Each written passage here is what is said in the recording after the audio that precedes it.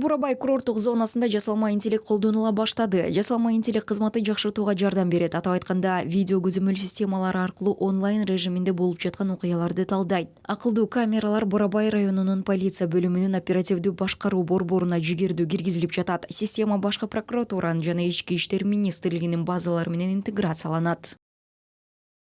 В первую очередь это Биринчи кезекте бул жоголгон адамдар. Биз аларды сырткы белгилери боюнча аныктай алабыз. Башкача айтканда, сакалынын бар жогу, жашы, жынысы, ошондой эле кийим кечесинин сырткы белгилери боюнча. Бул жерде баары бирдиктүү системада турат. Биз жөн гана адамдын сырткы параметрлерин киргизебиз. Ошондо ал автоматтык түрдө табат. Внешние параметры человека, и он автоматически находит. Жыл башынан бери Казакстандын бермети болгон Бурабайга миллиондон ашык саякатчы келди. Жыл сайын курортко Казакстандын ар кайсы аймактарынан жана жакынкы чет өлкөлөрдөн туристтер келишет. Ал эми коноктордун санын дагы да көбөйтүү үчүн этнотуризмге басым жасалды.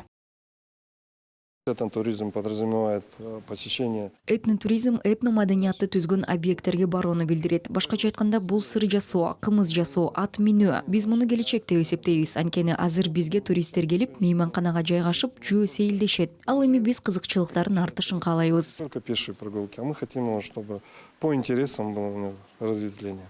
Гастрономиялык туризмде конокторду өзүнө тартат. Ал салттарды сактап калууга гана эмес, саякатчыларга өлкө менен таанышуунун жаңы форматын сунуштоого мүмкүндүк берет. Мисалы, Руслан Соколовдун сыр заводунда алар өндүрүштө болуп, даяр продукциянын 16 түрүнөн даам тата алышат. Айта кетсек, казакстандык сыр Европанын беделдүү чынактарында бир нече жолу эң мыкты деп табылган.